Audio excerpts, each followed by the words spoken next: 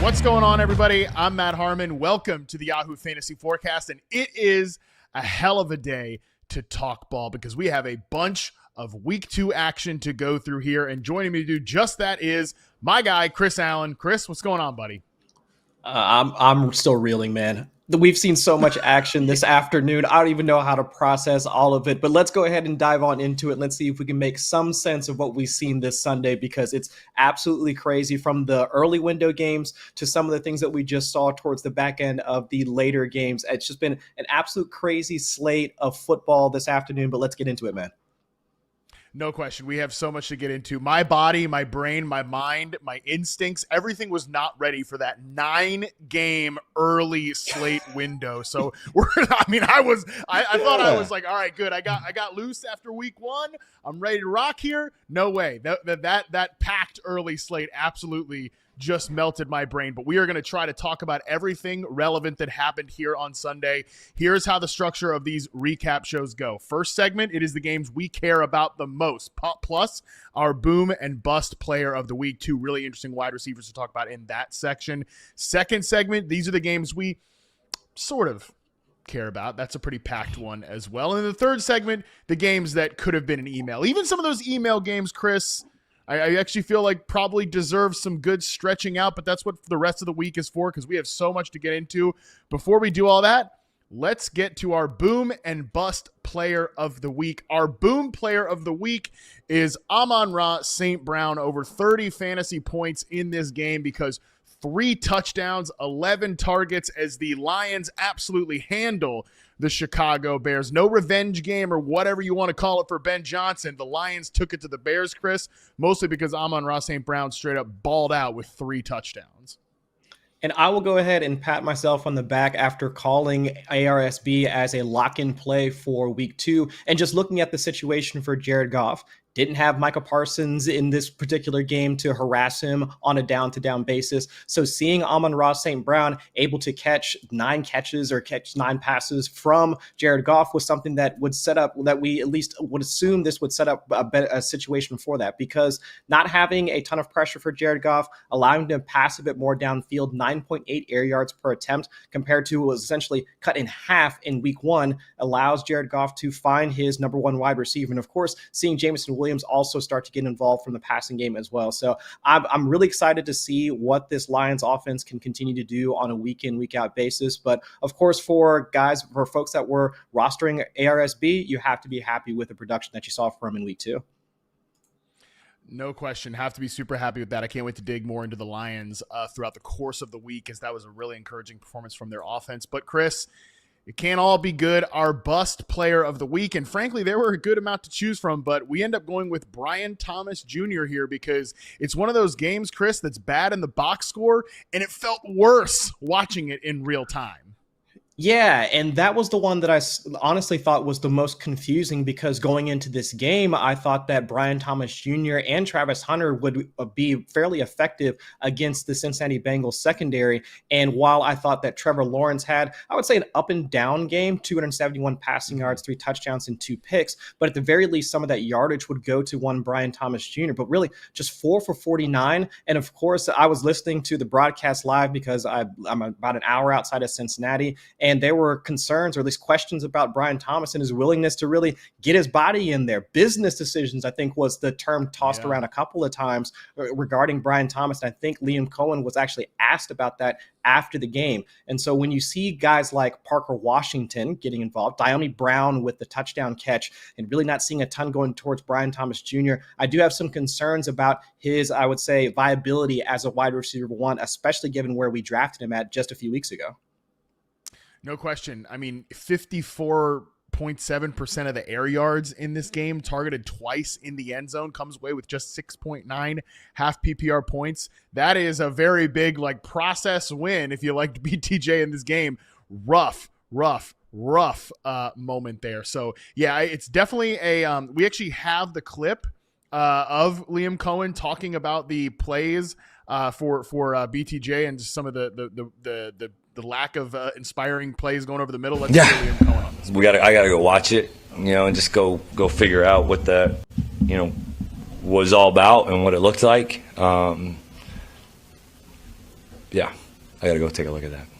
Yeah, I got to go watch it, and just go figure out what that, was all about and what it looked like. Yeah, I got to go take a look at that. Yeah. So yeah, Coach Liam Cohen not exactly thrilled with some of the play from BTJ. You could tell in that clip there. And this is something that's got to get better fast because it's been an issue through 2 weeks, like not just drops and stuff like that, but just his play over the middle. And I don't want to sound too many alarm bells here, but like if I had to critique one thing about BTJ from his rookie year reception perception profile, was his success rate versus zone coverage, particularly working like slants over the middle.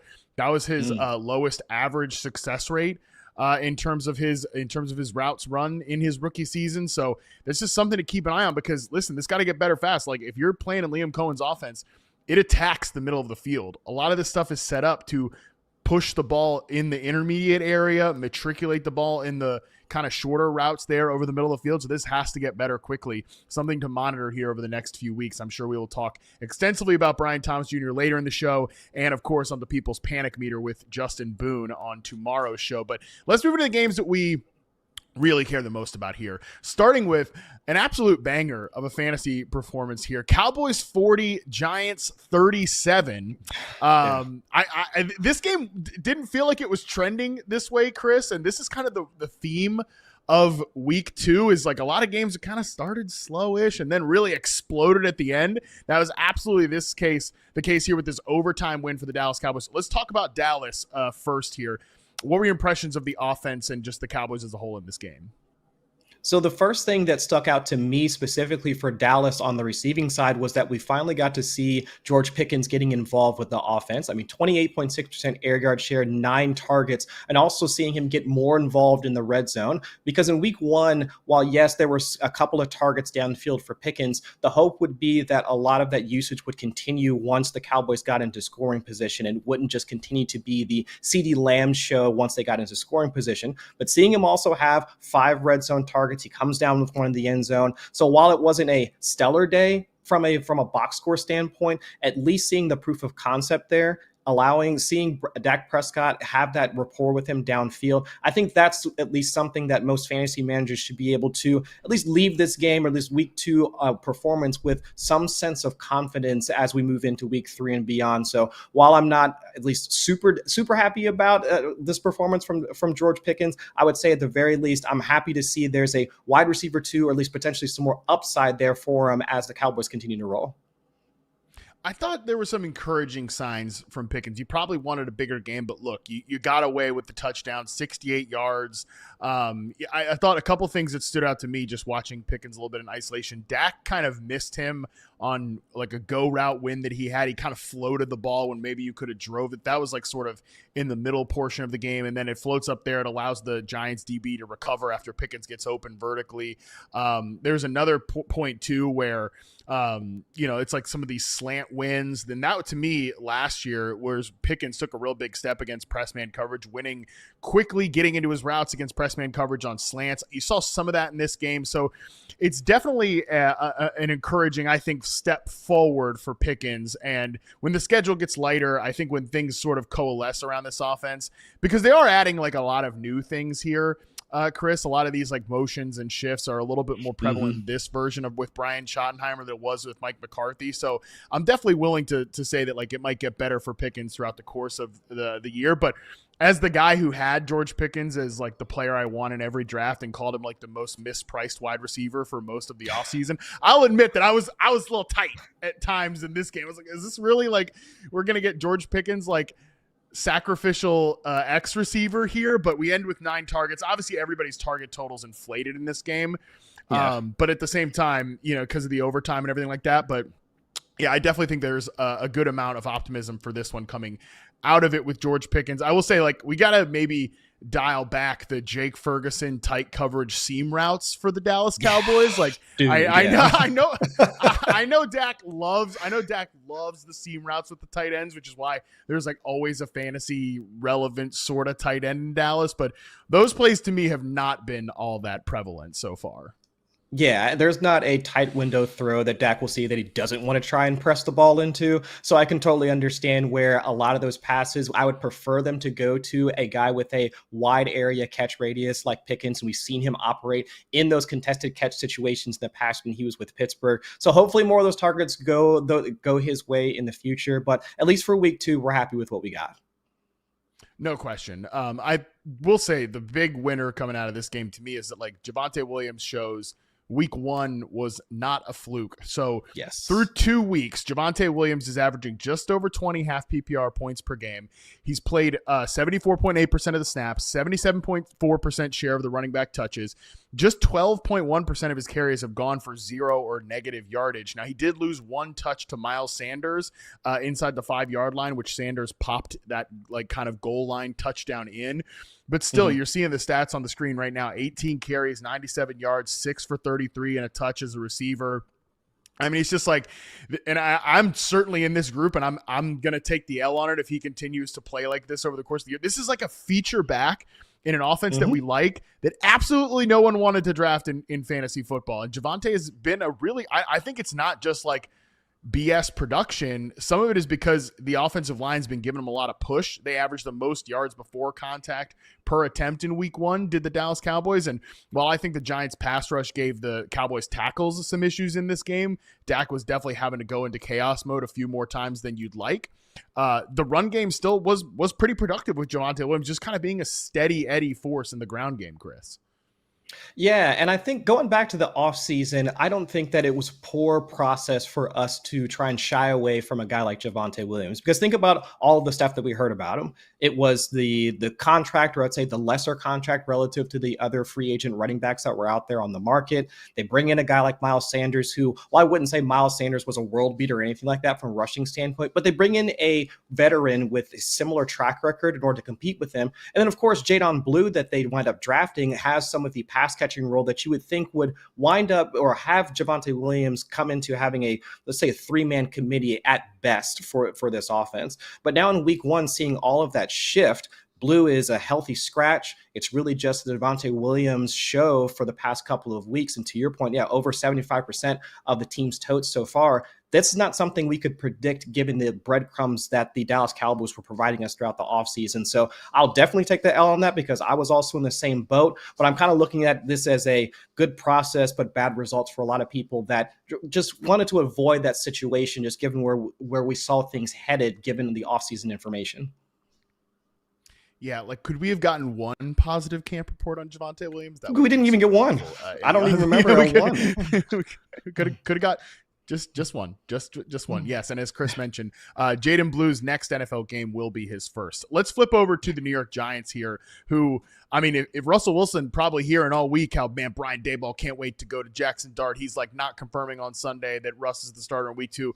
I mean, Russ was certainly not perfect in this game, but 450 yards, 3 touchdowns, a ton of vertical shot plays. Yes, obviously to Malik Nabers, who had 13 targets for 167 yards and 2 touchdowns. What an absolute baller. We got that go route that I couldn't wait to see that. You know, I've been waiting to see that Russell Wilson to Malik Nabers go route. We saw it in this game. Of course, Russell Wilson also threw the interception on a go route as well. You live by the moon ball, you die by the moon ball. But Wan'Dale Robinson, I mean, talk about like Harmon has to take an L. I'm so mean to Wan'Dale Robinson, like probably maybe unnecessarily. He goes out here for 8 for 142 and a touchdown on 10 targets. So yeah, shout out to Wan'Dale Robinson. I'm a jerk and I will own the L on this one because, man, Wan'Dale had some really impressive catches in this game. Well, I would say from your standpoint, being the wide receiver guru that you are, it's just Wan'Dale doesn't play the type of honorable ball from a wide receiver standpoint that we would love to see. Because in this game, 16.2 air yards per target for Wan'Dale. Like, are we serious right now? Is this the same Wan'Dale Robinson that we've drafted in the past to be the essentially PPR scam where you get the 8 for 88 or something along those lines? I mean, this was a completely different receiver from a usage standpoint. And I'm with you. I think that seeing Russ cook and seeing less pressure in his face and allowing him to operate a bit more downfield was more or less the thing that the Giants were hoping to get out of Russ. And I think he always has those types of games in his back pocket, because I remember when he faced my Bengals last year when he was with Pittsburgh, you get those situations where, okay, you're facing a team with I would say a modest pass rush, or let's say league average pass rush at best, but their coverage unit is so poor, you have these type of jailbreak situations for a guy like Russ who can take advantage of poor coverage units downfield. So looking ahead at their schedule, I don't know how many other chances we're going to get to see Russ do that type of damage against another secondary. But for right now, if you've got Malik Nabers on your roster, you're happy with what you've got. Yeah, so just to go back to the Wan'Dale Robinson air yards point, Wan'Dale Robinson had 162 air yards in this game. Last year he averaged 82 air yards per game. So he like basically doubled up his 2024 total in this one game. And I will say I was pretty surprised, because I thought the Cowboys defense played well in week 1. I thought they kind of gloved it up from a zone coverage perspective, but Dak was really able to Russell Wilson was definitely able to pick more spots in it than Jalen Hurts was. And we'll obviously talk about the Eagles later. One other note from this game too, backfield usage flipped late in this game. According to Jacob Gibbs, New York Giants week 2 backfield split in the second half and overtime. Snap rate was 56% to Cam Scatabo, 34% for Tyron Tracy. Rush attempts 6, Tracy 1. So I don't know that we have like a lot of takes there, Chris, but that's definitely, and like I'm not rushing to play either in fantasy football, but it's definitely a situation to monitor going forward. Yes, and I think if they drafted Scatabo and they're sitting on their roster, they saw the -3 in the box score after week 1 and they tried to drop him, or they're thinking about dropping him after week 2, just hold on. That's where the overreactions from week 1 can kind of force us into poor decisions. So I would say if you have Scatabo, if either of them, I'm holding for right now, but I'm not really in a rush to start either of them, to be quite honest. Especially don't they play the Chiefs next week, if I'm remembering right? So it might be tough out for the Chiefs, or not for the Chiefs, rather for the Giants. All right, let's get to the next game here that we really care about. Bengals 31, Jaguars 27. Chris, we got to start with the Cincinnati Bengals and the unfortunate injury news coming out of this game. Joe Burrow is believed to have a turf toe with torn ligaments and is expected to be out several weeks, according to Jeremy Roush of Fox 19 over there. Give us the State of the Union, Chris. How did it feel? I mean, I'm sure it felt bad to see Burrow go down, but what did the offense feel like with Jake Browning in the mix there? It was an absolute roller coaster. I want to take everybody back. I want to say this was the 2023 season, and it was Jake Browning starting, and Jamar Chase got banged up during that game, and I don't think he wound up finishing it. And it was the game where they played against the Vikings and had the T. Higgins windmill dunk for a touchdown. Absolute bonkers game. This felt like that. It felt like there was no hope, but then they get close, they pull things within arm's reach, and then it feels like the game's going to slip away, and they wind up pulling out the victory. So while I'm happy that the team won, it's just, how is this offense going to operate in the future? Where, yes, for folks that have Jamar Chase on their roster, seeing him have 16 targets in this game, 14 receptions, and be able to operate this team's wide receiver 1, that's great. But for anybody looking to T. Higgins, and even for Chase Brown, I mean, this offense operates best with Joe Burrow under center. I don't think I'm breaking any news here with that, but it's just the other pass catchers that typically get involved and come along for the ride when Joe Burrow's understanding that we now have to worry about. We saw the lack of, I'd say, in sync that Browning had with T. Higgins, because he wasn't able to hit him on those outbreakers and down the sideline. So I do have some general concern about this offense, and of course, looking at their upcoming schedule, I'm seeing multiple losses after a 2-0 start. So happy for the win. We won the battle, but we might have lost the war here. So we'll see. Hopefully, Joe Burrow will be back sooner rather than later. Yeah, hopefully it's just a few weeks. He doesn't have to go on IR. It doesn't sound like he's going to avoid surgery, so that's good. But in terms of the Bengals offense with Jake Browning, you mentioned that we've seen this before. And part of what we saw in that 2023 season, I think we saw just a little bit of it today, but obviously once they have a full week to implement a game plan, we'll see it even more. This offense starts to, and Zach Taylor and these guys start to push all the buttons that people love, like getting under center, more motion, more play action. All these things that, are proven efficiency boosts for fantasy football players. Specifically with Jamar Chase, I think he's the one that will obviously avoid any sort of big fall off here. I don't know if I feel the same way about T. Higgins, of course, as you mentioned. I think he's going to take some dip here. But that being said, like, this offense does remain viable with Jake Browning because he allows them to push those buttons. And I know it's always funny when we get to the like, well, why don't they do this with Joe Burrow? It's because Joe Burrow doesn't want to do this stuff. Like, he wants to get into shotgun. He wants to like point out matchups and stuff. That being said, if you're looking for the silver lining here, I think Chase Brown, when they are able to play that way with Jake Browning, they're able to marry the run and pass game a little bit better. It feels a little bit less siloed. So there's a chance that like Chase Brown, just from like a rushing efficiency perspective, could actually improve here over the next few weeks if Jake Browning remains viable. But obviously, of course, it's never good I don't mean to say like it's good to lose your starting quarterback, but I think we've seen with Browning under center, the bottom doesn't totally fall out. It feels kind of like, not to say the bottom is falling out in Jacksonville, but vibes are a little weird, right? Like, don't you feel as if the vibes are a little strange in Jacksonville right now? We mentioned that Brian Thomas Jr. Was our bust of the week here after 54.7% share of the air yards, targeted twice in the end zone, but he drops the pass on fourth down. He was just multiple brutal moments going over the middle of the field. And like I said, that's a key portion of this offense that has to get corrected. But it was just like he's afraid of contact. He's afraid of getting hit. He's like alligator arming some passes. He's coming up short. You also have Liam Cohen like I don't think this stuff matters that much. It tends to get blown out of proportion, but like yelling at Trevor Lawrence about like put it on his chest. Put it on his chest.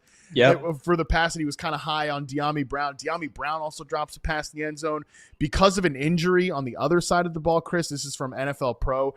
Travis Hunter did not play a defensive snap until cornerback Jerrion Jones was injured late in the first quarter. Then Hunter finished the game with 42 snaps on offense, 37 on defense, 6 in week 1. He had a defensive pass interference penalty that I thought was a little on fourth down. I'll take it. The Bengals game I know you'll take it, buddy. Kept the Bengals game-winning drive alive. But obviously, this decreased his usage on the offensive side of the football. So I don't know. It's just it's a new coaching staff. Obviously, there's some things that are getting ironed out here, but certainly, like, if you expected the Jags passing game to just like get running right off the rip, that's not what's happened here so far in 2025. I think if this was a different quarterback, we wouldn't have the same level of consternation regarding the Jaguars and just their entirety of their offense, because I thought throughout at least the 3-ish quarters, a lot of the stuff that Liam Cohen was having Trevor Lawrence execute was actually, I thought it was pretty interesting, honestly. I mean, the screen passes to Travis Etienne, also seeing Bashal Tutin operating out of the backfield as the receiver, and of course the shimmy that he used in order to get into the end zone. I thought that was pretty sick as well, even though of course that was like gut-wrenching at the same time. But of course the pass game distribution, I mean, we talked about the lack of work or production from Brian Thomas Jr., but then of course we saw Brenton Strange getting involved, De'Ami Brown, Parker Washington, guys that typically we would have zero interest in from a fantasy standpoint. So kudos, I would say some kudos to Liam Cohen for getting some of his other pass catchers involved and showing that there is some level of productivity to this entire pass game offense. But of course, it's the Trevor Lawrence of it all that we keep coming back to. I mean, it's just another game where, I mean, his pass completion, completion percentage is like hovering around 60%. Of course, from an efficiency standpoint, he's not really getting there. Took at least 1 sack, but he threw the 2 interceptions. Could have been a third if the ball hadn't have hit the ground. So it's just this up and down play from Trevor Lawrence. Whereas if this was, let's say, a rookie quarterback or even just a younger quarterback that we had some level of hope for, we might look at this entire team and this entire outing for the Jaguars against the Bengals and say, oh, okay, well, still, it's the second game for Liam Cohen. Oh, okay, it's still a young quarterback. But now, because we've had these high hopes for Trevor Lawrence, because we've put him at this type of pedestal, and of course, we look at Liam Cohen as one of the more progressive pass game coordinators, like game designers in the league. All of it does tend to put this extra emphasis on what we see out there on the field for the entire offense. So I am trying to do like what you're saying and try not to take too much of this stuff to heart, because I do think better days will be ahead for him. But it's just, especially with this type of loss where you go up against the Bengals' backup quarterback and still don't come away with a win, it has to be all the more concerning for Liam Cohen and the rest of this offense. Yeah, this is one of those games from Trevor Lawrence where if you're a big Trevor defender or you're a big Trevor hater, like there's some evidence for both sides in this, because like if you're a Trevor Lawrence backer, you're going to point to some of those Brian Thomas Jr. misses. You're going to point to the De'Ami Brown dropping the pass in the end zone. I think there was a couple like really nice plays for Trevor Lawrence in this game, but the 2 interceptions, especially I think the first one was just like, come on, dude. Come on, man. You can't be this deep into the league and like still making those mistakes. So and again, it's just like the bouts of inaccuracy. He's just like not a consistently accurate quarterback. So we'll see if Cohen can continue to get this thing integrated. And I mean, yeah, that's one thing that I think maybe I overlook at times with Liam Cohen last year with the Bucs, is that like he was already being dropped on top of an offense that was successful the year before. Like this is more of a full course remake here. So it might take, and we're going to talk about this with the Bears too. It might take till like the back half of the season till everything feels a little bit more cohesive, because we're not quite there. Just last thing on this game before we transition, running back touches update. With Tank Bigsby officially out of the mix, Travis Etienne leads the way with 17, Bashal Tootin with 10, LaQuint Allen, the snap-eating, pass-blocking back with 2 touches as well. So I think Etienne, as long as this usage keeps up, is an every-week starter in fantasy football, and Bashal Tootin's a guy that is like a must-hold going forward as well. Let's jump to the AFC East here, Chris. I did not expect this game to be in the games that we really care about. I will admit that. But we get 60 combined points from the Patriots, 33, Dolphins, 27. I thought this was, after a kind of, I would say, unsettling performance out of Drake May in week 1, really encouraging performance from him here. He spread the football around. 11 guys ran a route in this game for the New England Patriots. Nobody ran a route on more than 73.3% of the dropbacks, which was Kayshon Boutte, the week 1 darling Kayshon Boutte, who caught 1 pass, 1 target on just 4.5% of his routes. Now that 1 catch was a touchdown, a 16-yard touchdown. So if you started him in fantasy, you're like, whew, at least he made the most of that 1 target. But again, it just kind of goes to show that I think Drake May played a little bit of a different game in this one than he did in week 1. He also ran for 31 yards as well. He had the rushing touchdown. So really big fantasy performance from Drake May against an obviously pushover Dolphins secondary. And that's what we wanted to see from Drake May in this game, because I don't think anybody was looking at it as this is going to be the performance that's going to essentially what we saw out of Russell Wilson today. It's going to be the 400-yard passing game or something along those lines. Now, could he challenge to be in the top 6, top 8 of quarterbacks with his rushing ability? Absolutely. But at least for me coming into this, my hope would be that he'd be able to take advantage of this Miami pass game coverage that we saw Daniel Jones completely rock in week 1. And a lot of that was borne out in the numbers. I mean, his passing success rate jumped up, adjusted completion percentage jumped up. I mean, and of course, to your point, seeing so many different receivers getting involved in the passing game, I thought, at least for me, still seeing Stephon Diggs get out there cooking a little bit there, 5 targets for Diggs in this game.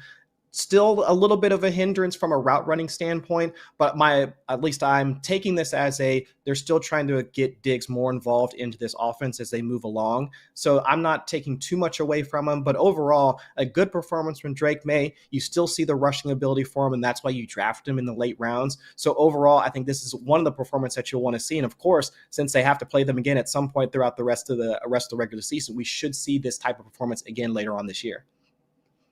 Yeah, I just like that, again, he gets a lot of different guys involved. This is a team that does not have a number 1 receiver. It's probably like a group of 3s at best, honestly.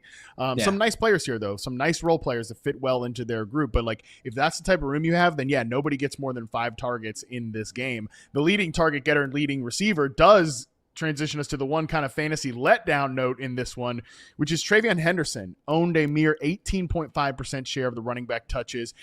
And after a big performance from Ramondre Stevenson, like I said, leading receiver, 142 total yards. He was good on the ground game as well. I'm just not like, Chris, tell me the story about why like Travion Henderson all of a sudden is going to just like jump up with a huge role in this offense in the next couple of weeks here. I don't have any Travion Henderson teams, but if I did, I'd be pretty nervous that I spent a 5th or maybe if you're lucky 6th round pick on a guy that is was the third running back on his own team today. Right. And that's where I'm even more concerned about his usage moving forward, because at the very least, given what we saw out of the offseason, we should have been hopeful that Henderson would have been involved in the pass game. I mean, that's all everybody was raving about during preseason and during training camp as well, about his chops as a receiver, seeing him used downfield and not just as your typical running back out of the backfield, but also being split out in the slot and also out wide. They showed some of those plays like throughout some of the offseason. But now, of course, it's Ramondre Stevenson, boogieing downfield for a 55-yard reception. And so now not only are we getting the fewer running back carries for Henderson, but now we can't even get the pass game work. I don't see how this starts to shift moving forward. I think last year, because of Stevenson's fumbling issues, if those types of things were to persist in 2025, I could tell the story about how Henderson gets more involved. But for right now, he's still at least Stevenson is still operating as a decent pass blocker, allowing Drake May to stay upright, and of course being productive as at least semi-productive or viable as both a rusher and a receiver. I don't see the scenario where Henderson even starts to chip away at that workload to force even, let's say, a 45-55 split at any point in the future. I think that the bigger problem to me, Chris, because I thought that like Ramondre Stevenson was maybe getting pushed away a little too quickly. Like I still had him ranked as kind of like a top 35 running backs. I thought he'd be involved in the early downs while Henderson was like the clear, like you said, clear cut passing down back. To me, it's like, I didn't expect Antonio Gibson to be like involved at all. And maybe that was just like, maybe I'm just like, I was an idiot to like completely overlook him, but it's not that he's crazy involved, but he's still shaving off about 15% of the backfield touches here. That to me, like he needs to completely go away for Travion Henderson to even be like remotely startable in fantasy.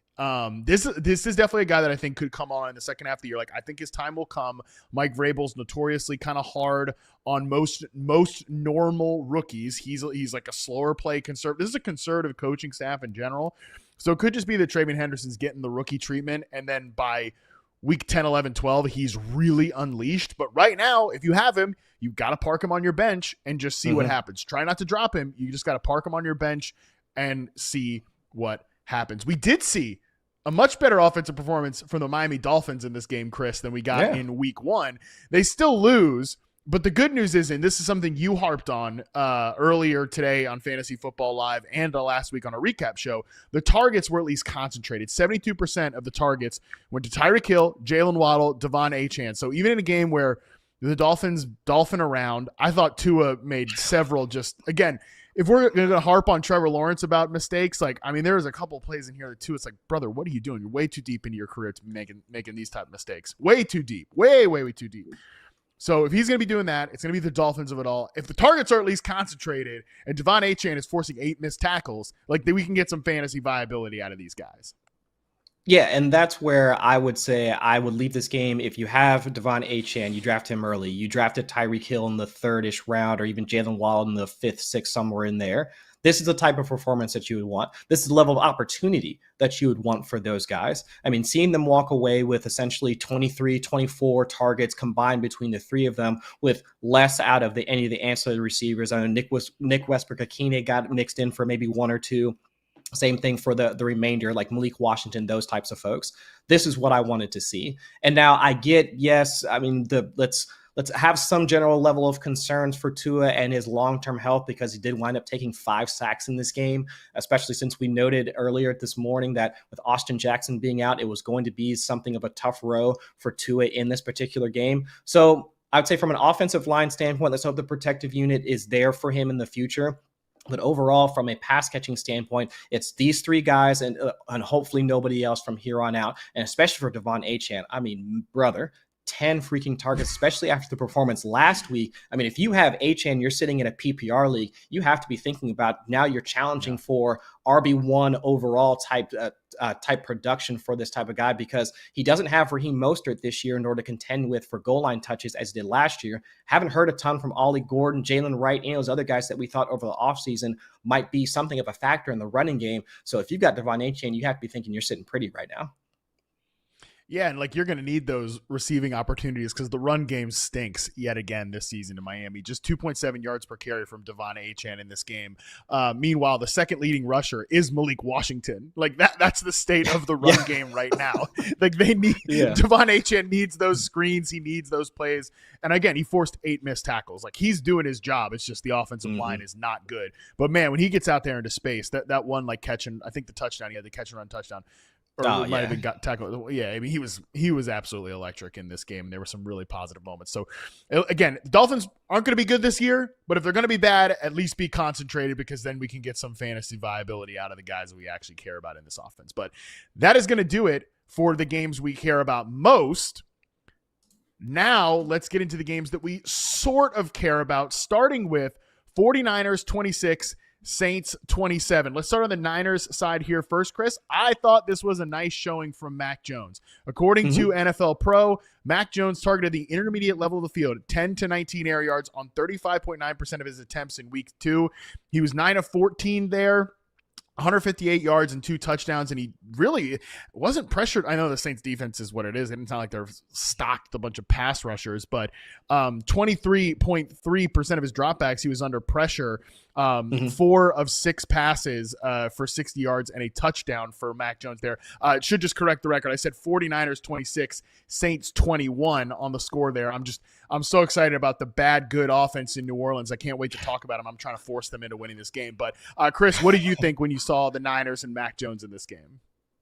Well, we talked about it earlier this morning about the idea of Kyle Shanahan finally getting to coach Mac Jones after all of the rumors of him wanting to draft Mac Jones over Trey Lance however many years ago. But we saw Mac Jones not just be like stand there in the pocket and deliver strikes, but across the middle of the field as well. Around 44.4% of his passes went into the middle of the field. And that's why we saw Ricky Pearsall able to operate as a downfield passer for him. I mean, there were a couple of throws. I mean, he was ripping those balls like into the middle of the field, like to Ricky Pearsall. So I'm generally encouraged like with this performance from Mac Jones. And now I get it. I mean, you mentioned it at the top of this segment.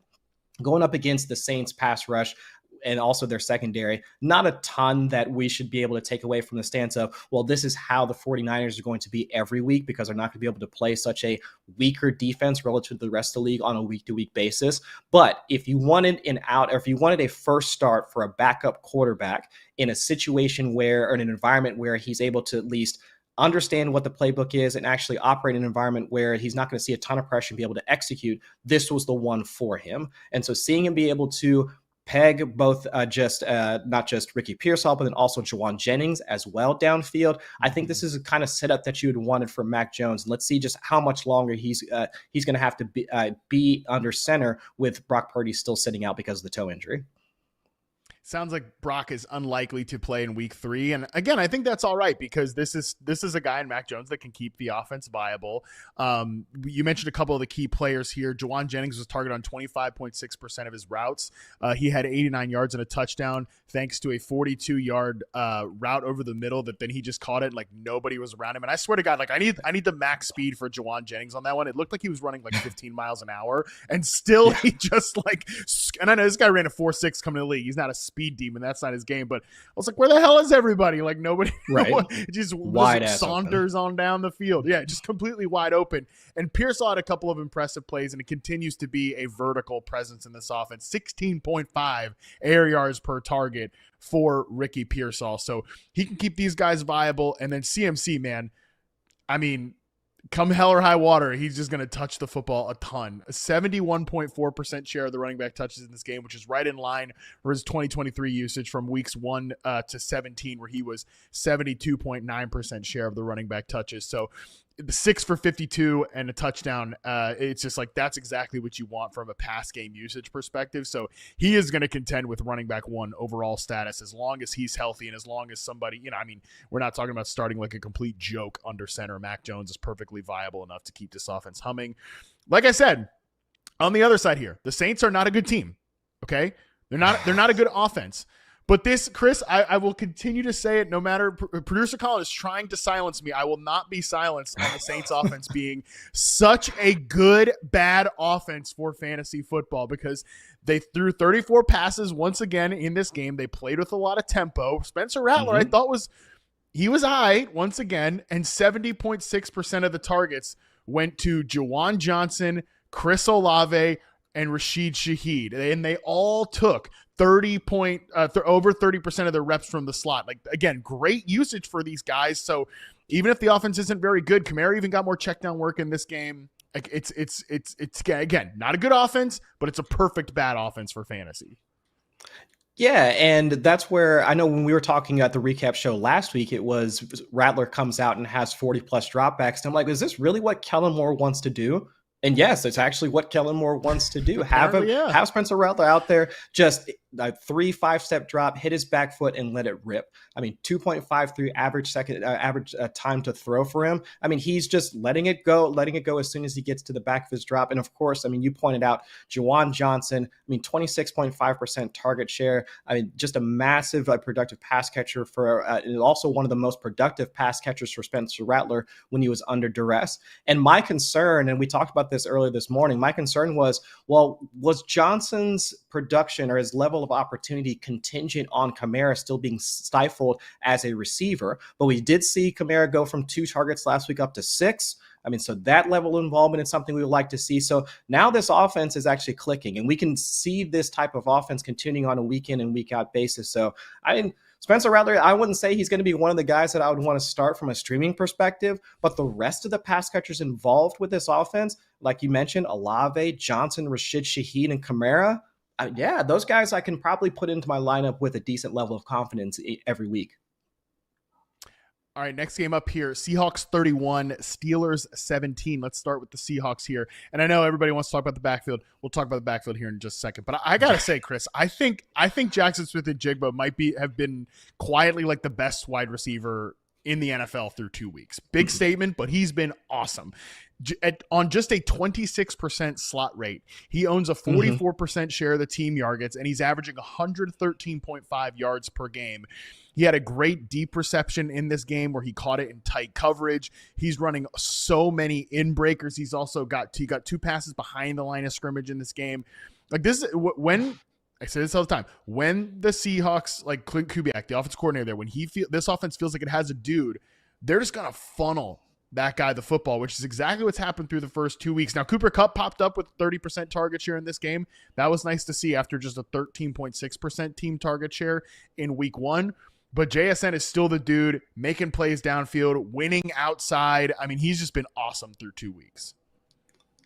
Yeah, and I guess I would push back on the idea from folks that were concerned with DK Metcalf leaving that JSN couldn't ascend to this level of not just opportunity, but productivity as well. Because we got glimpses of that in the 2024 when Metcalf was out for those 2-3 weeks with like the ankle and lower body injuries. Yeah. And it wasn't just the fact that the Seahawks were trying to spam a bunch of interior targets to JSN. He was playing both inside and outside. And that was also a part of his collegiate production as well. He wasn't just a slot receiver when he was at Ohio State. So I think this is a scenario where a lot of folks looked at just the overall usage for a guy like JSN without contextualizing some of those routes that he was running when you did have this big-bodied wide receiver in Metcalf as a part of the offense. And so now seeing him have this, just in this game alone, a third of the targets, and it was good to see Cooper Kupp also getting involved as well, but seeing JSN have this level of opportunity, but also being productive as well. I mean, if folks were essentially watching some of that usage when Metcalf wasn't there,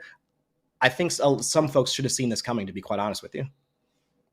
Yeah, Sam Darnold got the ball out quickly in this game. 51.5% of his pass attempts were under 2.5 seconds. And again, that's like JSN on quick hitters, getting Cooper Kupp out the ball in the flat, like just avoiding pressure against a team that has some good players up front, including TJ Watt. That was just, I think, it was kind of a weird week 1 coaching job by Kubiak, but this to me in the pass game was pretty impressive, which transitions perfectly to the run game.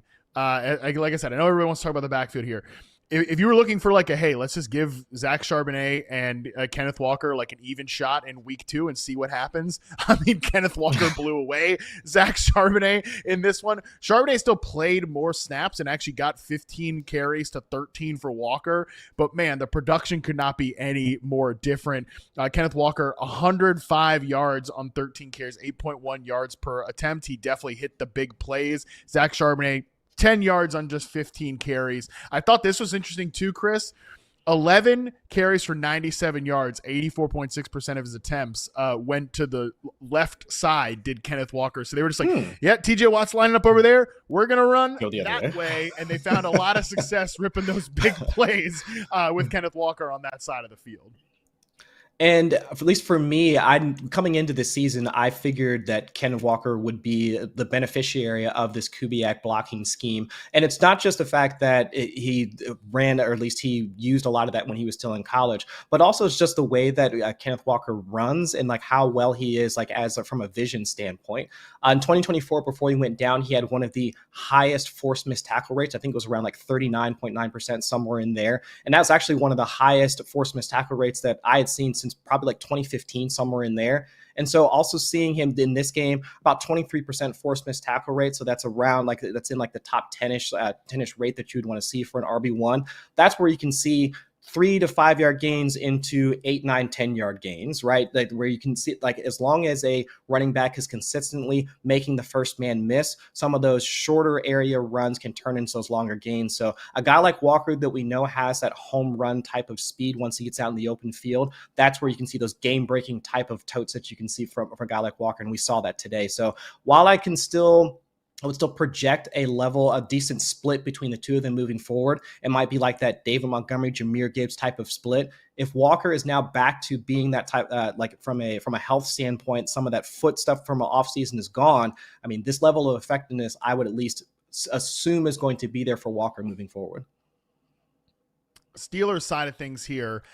This was a game that I kind of expected from Rodgers going against a good defense that really makes things complicated on the back end and can pressure you. 6 different Seahawks defenders had at least one pressure in this game, and they didn't blitz a ton. It was just like, hey, we got pressure with the front four and confuses things on the back end. Rodgers put the ball in harm's way, wasn't consistently accurate. Now, it wasn't all his fault. Calvin Austin kind of made a mistake on one of those interceptions, but just again, when you can force him off his spot, when the picture's not perfect, it can be a little bit more difficult. And the thing I think is troubling with this passing game right now, beyond the Rodgers stuff, Metcalf's only been targeted on 18.8% of his routes. He had a sweet touchdown against his former team in this one, Chris, but I think if DK Metcalf is going to be like an every week fantasy starter for you, he has to get a lot more targets than he's gotten so far through 2 weeks.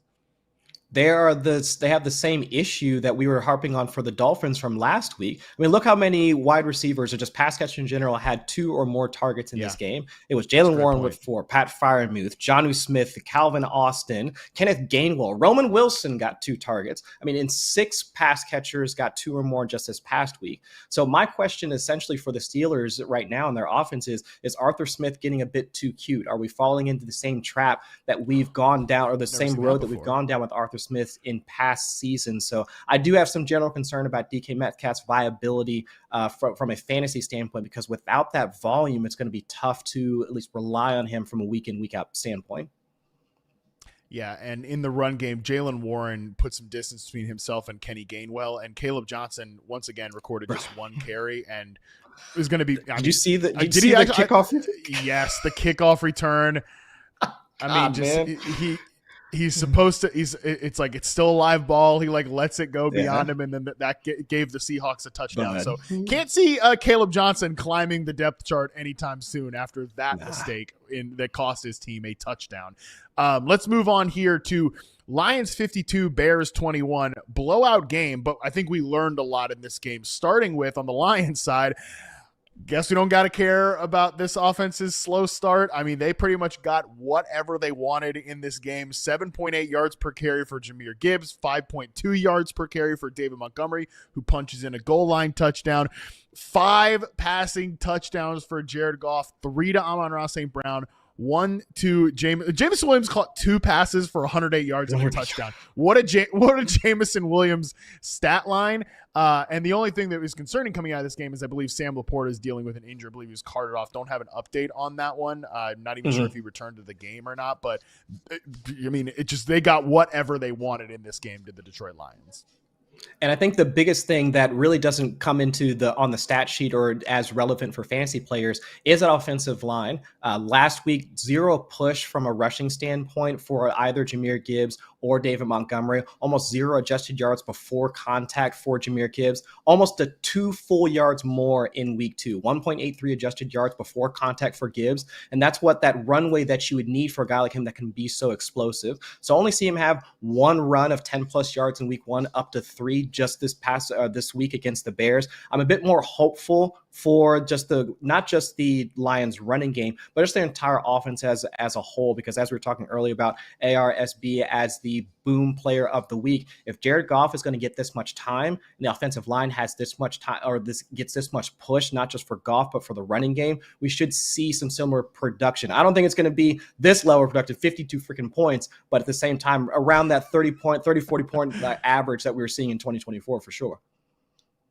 Yeah, I'm really curious to see, go back and watch this game and see if some of the things that were absent in week 1, like the play action, I'll tell you this, like some of the motion and stuff, I'm not sure off the top of my head, like if that was really back, like motion at the snap, stuff like that. But yeah. I mean, there were times in this game where I was like, hey, Dennis Allen, you know what a play action fake is? Like, brother, I mean, they were just, the Lions were smoking the Bears on play action. So I thought, again, some of that stuff in week 1 might have been, and I wrote about this in the column, talked about it on the pod, like some of the lack of play action, lack of motion and stuff could be because they were negative game script last week of the Detroit Lions. Not a lot of negative game script in this one. This is really where they were able to lean into all the buttons they like to push.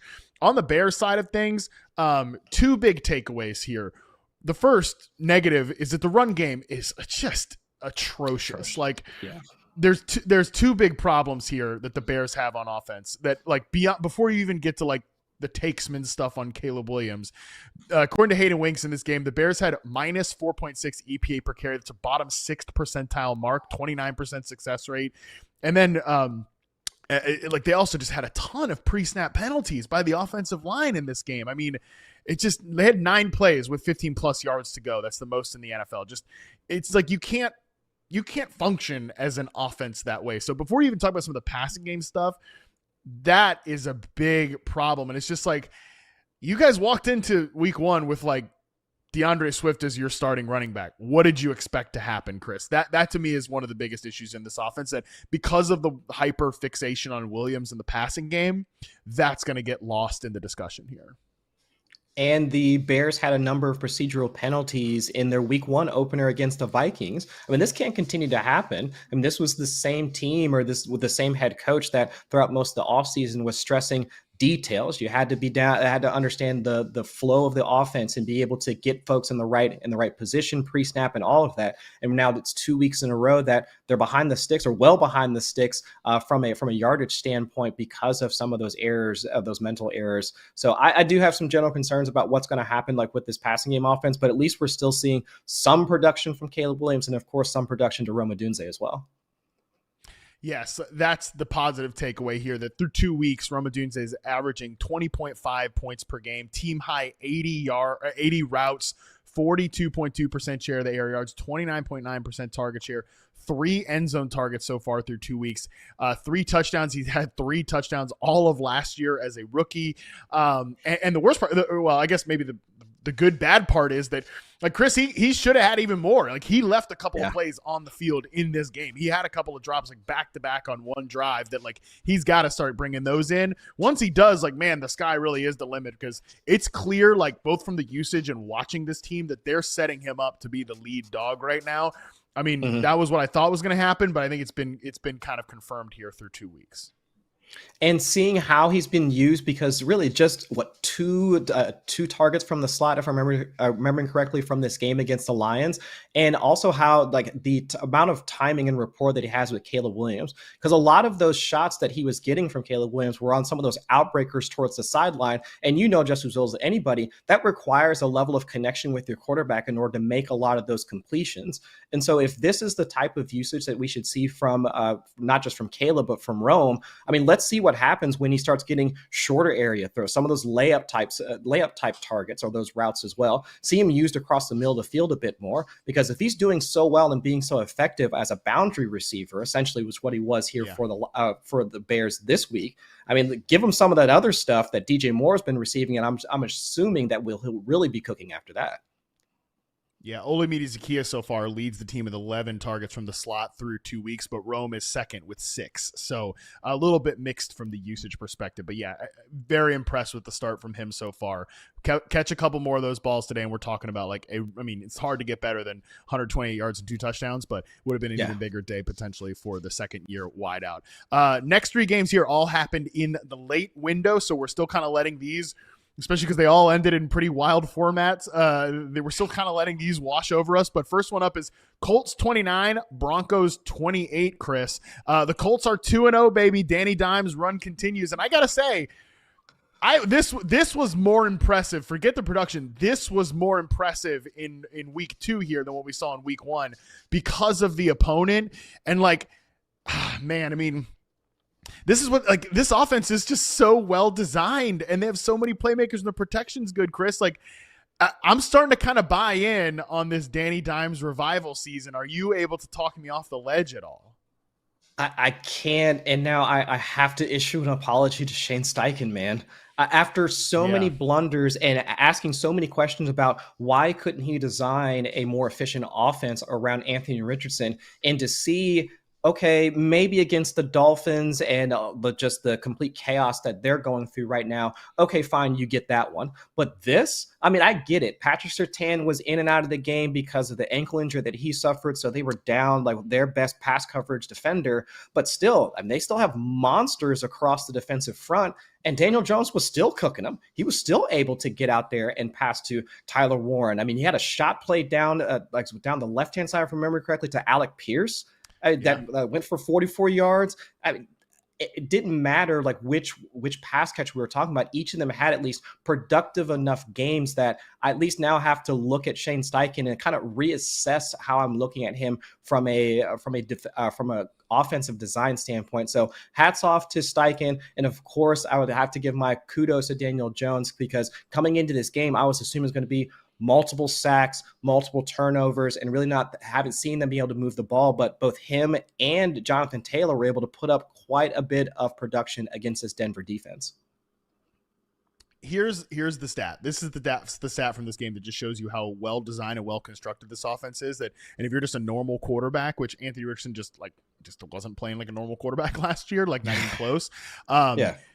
Jones was blitzed on a career high 71.1% of his dropbacks, according to NFL Pro. Completed 16 of 25 for 265 yards and a touchdown. There's just answers on answers on answers. And there was a lot of tight window passes in this game. 4 tight window completions for 41 yards against Patrick Surtain. So they went after Surtain in this one, because they can just move the guys around the formation. Very impressive. And certainly this was a nice little bounce back game from, not a major one, but Josh Downs gets a little bit more involved here. 6 for 50 on 8 targets. So that's good to see. Everybody just had their moments, which is why this team is going to be tough to play against.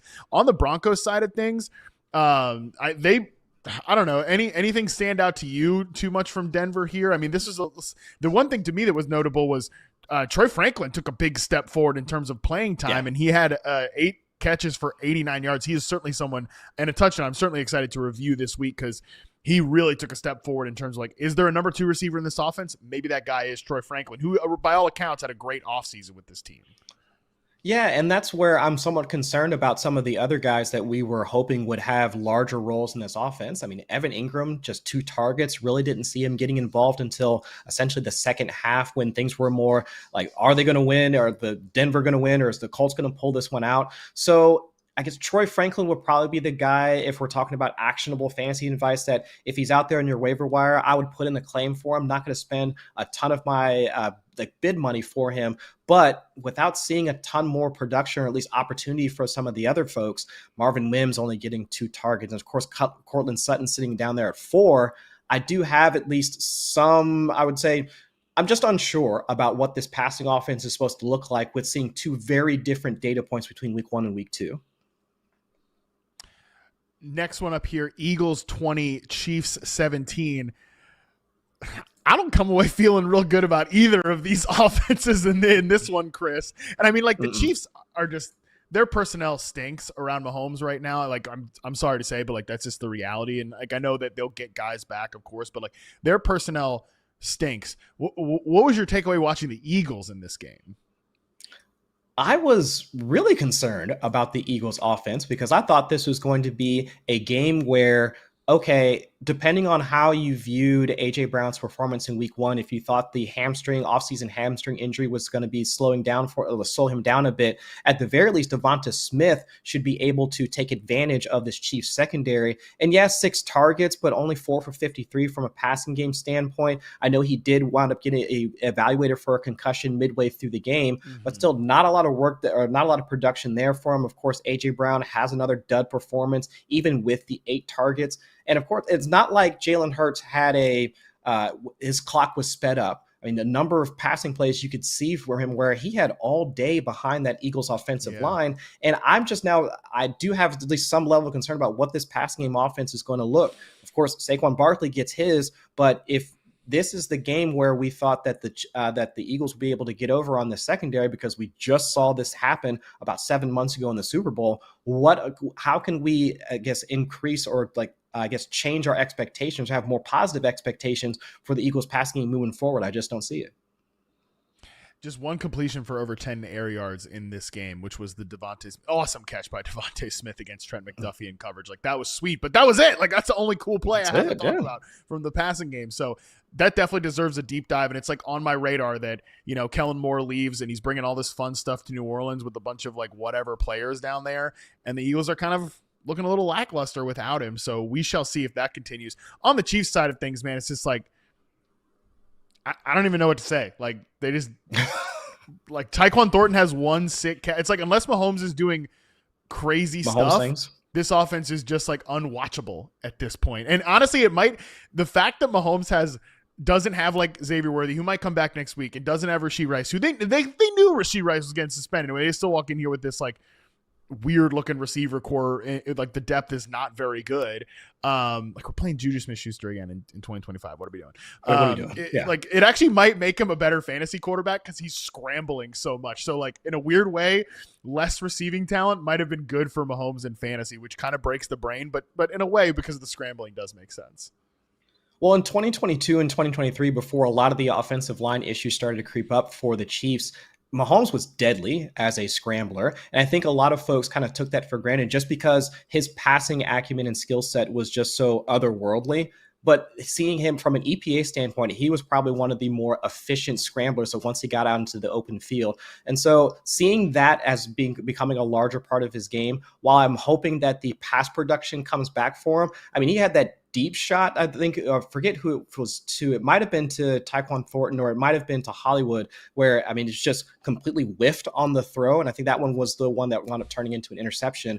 But I'm hoping as things move forward, they do wind up having a better, I guess, design for this offense because, 5 targets to Hollywood Brown. I mean, we knew he was going to be in that short area target role for him. But I think the larger concern, honestly, man, is what's this backfield rotation going to look like? I mean, Isaiah Pacheco, Kareem Hunt, terrible. Isaiah Pacheco, neither of them productive. We saw it's Hunt out there on 4th down. I think I got to be out on Pacheco here moving forward. Yeah. Until he owns like all the backfield touches, you got to be out, man, because it's just like this run game's like they have 2 good interior offensive linemen. They have Creed Humphrey and they have Trey Smith. Both of these guys are highly paid.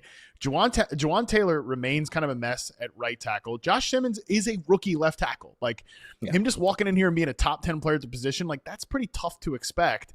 And Kingsley Suamatia has been like kind of up and down as that left guard for them as well. So it's just it's going to take a moment here for this offensive line to again, the Chiefs will be fine. They'll probably be in the damn Super Bowl again. When they get these guys healthy, it'll be better. But right now, like, this is what the unit is, and we just don't need to act surprised by it. And I'm not really gassed up to play anybody in fantasy other than Mahomes right now in this offense.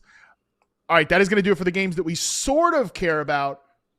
Now let's rapid fire it here into the games that could have been an email. And we've got 3 very email-y games, starting with Rams 33, Titans 19.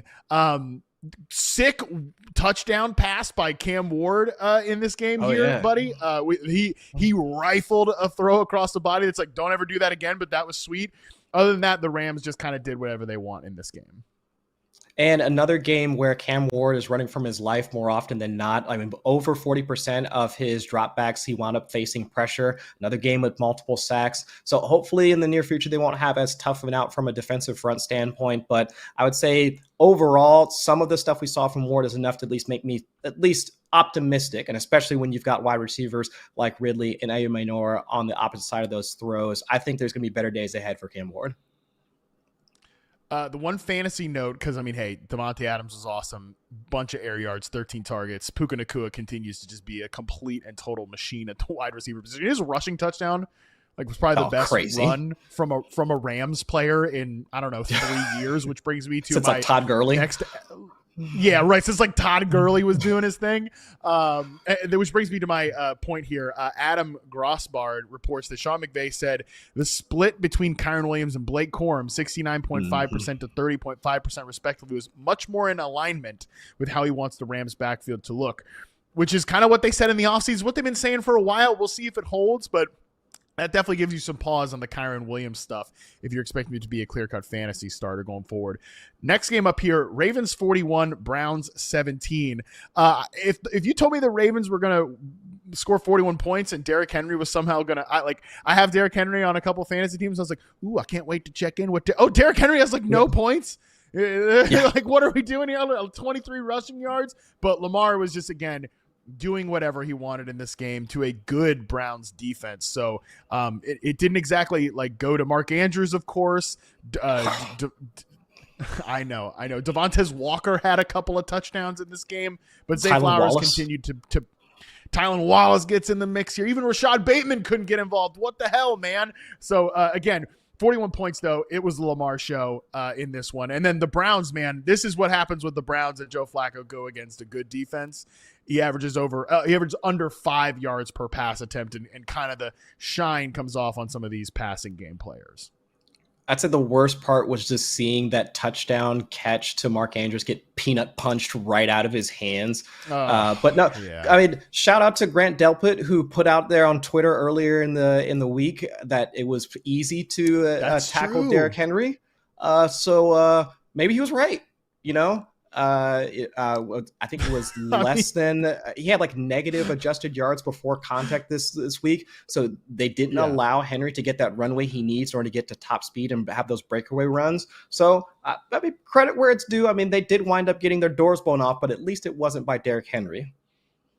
Yeah, congratulations. What do you want, a participation trophy? You stopped Derrick Henry and you still got blown off the field by a significantly better ball club. One other thing in this game, David Njoku and the Harold Fannin split continues to be a little even, 5 targets for both of those guys in this game. Yeah. Next game up, Bills 30, Jets 10. We'll always have that week 1 with Justin Fields in this Jets offense. It was not going well. Fields, the ball placement was really poor in this game, and then he ultimately leaves it with a concussion later on in the game, Chris. Yeah, I mean, that was almost the whole offense turned back into a pumpkin. It was midnight for the Jets already in week 2. But I would say from a rushing standpoint, at least we have 5 for 49ers or rushers, so able to make up for some of that. But just seeing so many misplaced passes, I mean, his level of efficiency, I mean, negative 0.87 EPA per drop back for Fields. After seeing such positive gains from that standpoint, I mean, sure, if you've got Garrett Wilson on your roster, 38.1% target rate for Garrett Wilson, 47.7% share of the air yards. But if this is going to be the amount of efficiency from the quarterbacks, whether it's Tyrod next week, if the concussion holds for Fields over the next couple of weeks, or at least for week 3, you do have to have some general concerns about what this identity or even just the level of productivity for this Jets offense is going to be moving forward. Just hold on to something while I read off one of the most atrocious stats of the entire week. Again, according to Next Gen Stats, Justin Fields finished with a minus 41.6% completion percentage over expected. that is the God. That's the lowest. That's the lowest in the NFL since at least 2016. So, I really made an effort to publicly flog myself for buying too much into the preseason, in training camp counting stats for Justin Fields. I mean, this was what they were warning us about. 3 of 11. That looked like 3 of 11. That looked like the training camp reports, honestly. So, man, very disappointing against a Bills defense that got smoked and pushed around in week 1, especially for Breece Hall to not get anything. Just quickly on the Bills.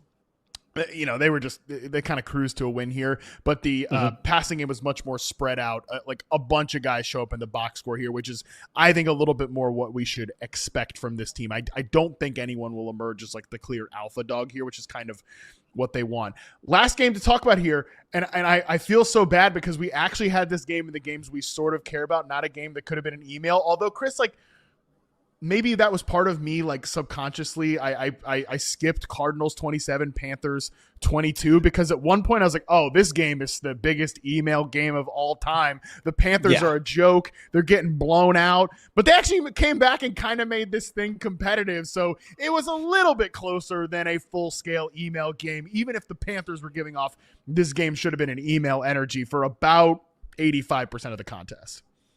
Brother, Tedero McMillan, grown man type wide receiver. Good football player.